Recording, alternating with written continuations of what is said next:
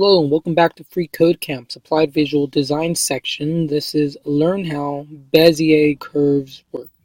Now I believe that's how you pronounce it. I think it's a French word. R should be silent. Bezier curve. The last challenge introduced. If you guys actually know how to pronounce it, make sure to comment down below and let me know. But the last challenge introduced the animation timing function property and a few keywords that change the speed of an animation over its duration. CSS offers an option other than keywords that provides even finer control over how the animation plays out through the use of Bezier curves. In CSS animations, Bezier curves are used with the cubic-bezier function. The shape of the curve represents how the animation plays out. The curve lives on a 1x1 coordinate system. The x-axis of this coordinate system is the duration of the animation. Think of it as a time scale. And the y-axis is the change in the animation. The cubic-bezier function consists of four main points that sit on this 1x1 grid. P0, P1, P2, and P3. P0 and P3 are set for you. They are the beginning and end points, which are always located respectively at the origin 0, 0 and 1, 1. You set the x and y values for the outer 2 points, and where you place them in the grid dictates the shape of the curve for the animation to follow. This is done in CSS by declaring the x and y values of the P1 and P2 anchor in the form x1, y1, x2, and y2. Pulling it all together, here's an example of a Bezier curve in CSS code.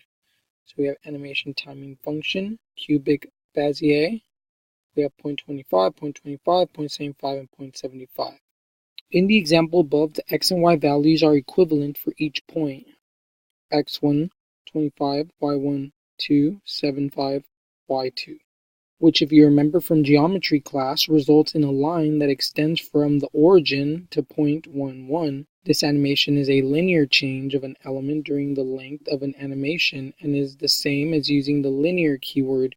In other words, it changes at a constant speed. For the element with the ID ball1, change the value of the animation timing function property from linear to its equivalent cubic Bezier function value. Use the point values given in the example above. So if we zoom out, they want us to use basically this, cubic Bezier, and then those values, we could copy that, go over here, and they said in ball 1, going to